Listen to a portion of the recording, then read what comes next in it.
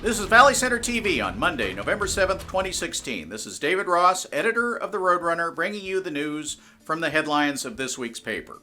The Valley Center Fire Safe Council will sponsor one more of its popular chipping days, where local residents are invited to bring cut bushes, branches, etc.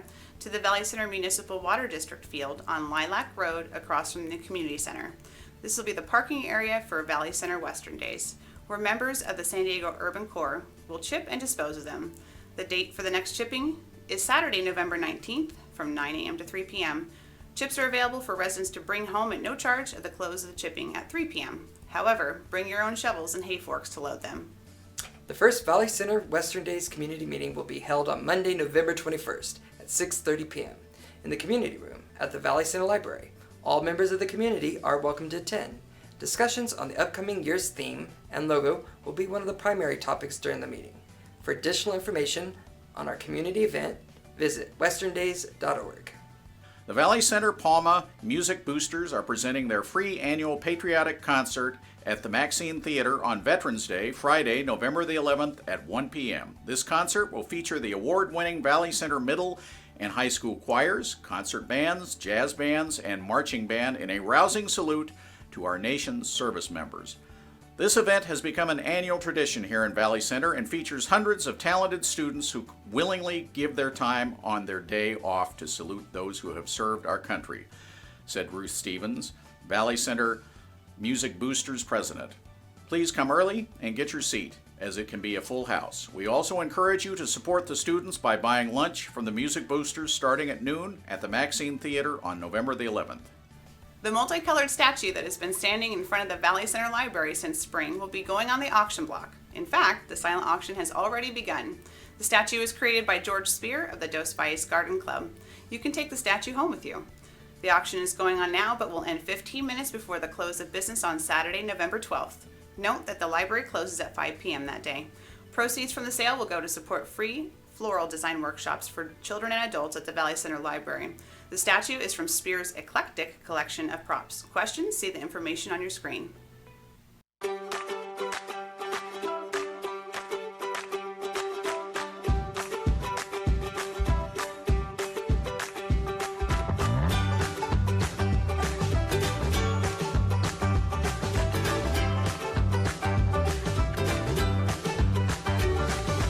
We have seen how bad news can go viral on the internet. Saturday night, we learned how something really good and positive can also germinate and flower on social media very, very quickly.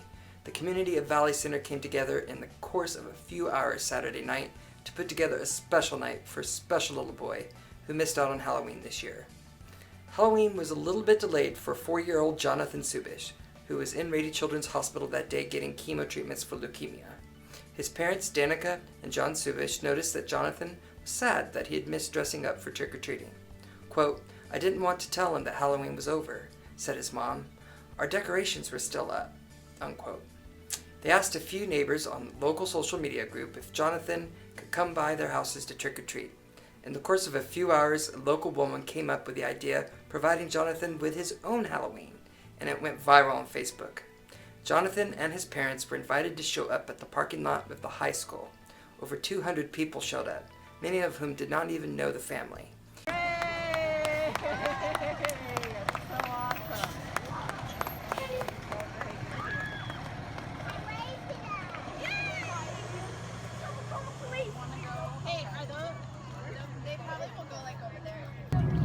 We spent Halloween in the hospital, and we're truly grateful for the hospital because they put on so many activities for the kids, but unfortunately for Jonathan, he was in isolation, so he wasn't able to join any of the festivities.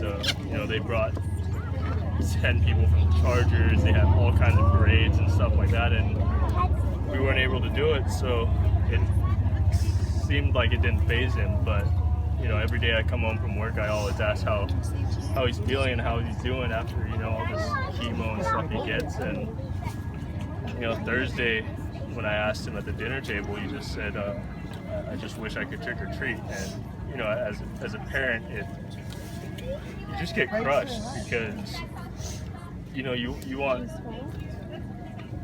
to do anything for your kids and you want to keep them happy. And you know, it's you know, obviously we've never had to deal with this before, and it's our first time, and you know, there's definitely more good than heartbreak, but the heartbreak really hurts, you know, and so just to hear my boy say that, I tried to think of anything I could do.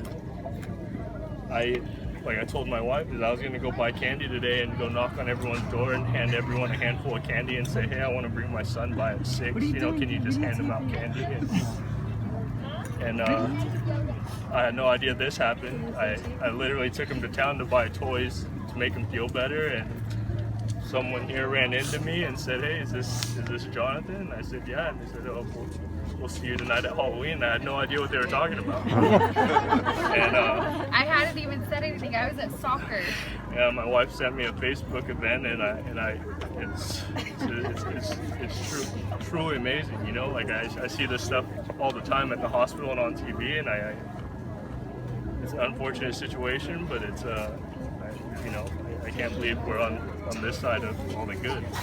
It was a great night. Quote, Jonathan loved every minute of it.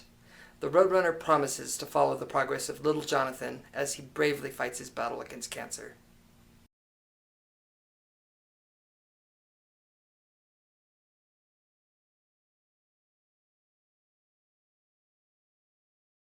A collection of 15 Native American baskets, some of which were crafted more than a century ago, has been placed on exhibit at the VC History Museum.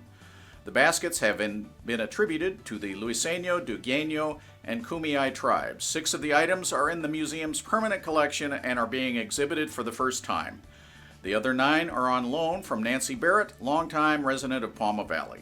The museum is located at the address shown on your screen. See also that information for their hours. Admission is free.